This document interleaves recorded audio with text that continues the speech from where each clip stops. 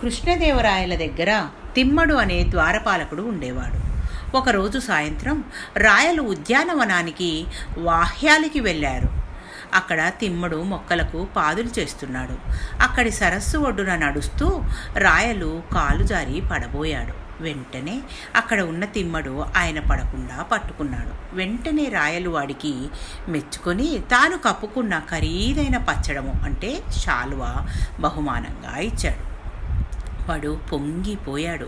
మరుదినం తనకు రాయలు బహుమానంగా ఇచ్చిన పచ్చడం కనపడిన వాళ్ళందరికీ చూపించి గొప్పలు చెప్పుకోవడం మొదలుపెట్టాడు. కొంచెం గర్వం కూడా ఎక్కింది వాడికి. ఎవ్వరినీ లెక్క చేయకుండా ప్రవర్తిస్తుండేవాడు. ఒకరోజు రాయల వారి దగ్గరికి పెద్దన, ధూర్చటి, నంది తిమ్మన, తెనాలి రామకృష్ణుడు కలిసి వెళ్ళారు. ద్వారం దగ్గర తిమ్మడు వీళ్ళని లోనికి పోనీకుండా అడ్డుకున్నాడు.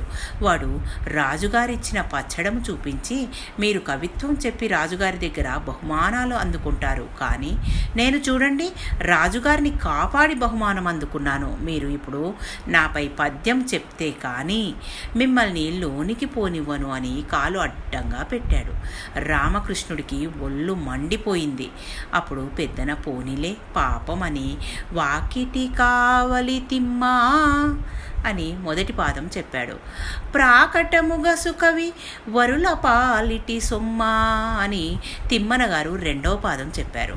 నీకీ పద్యము గొమ్మా అని ధూర్చటి మూడవ పాదం చెప్పాడు.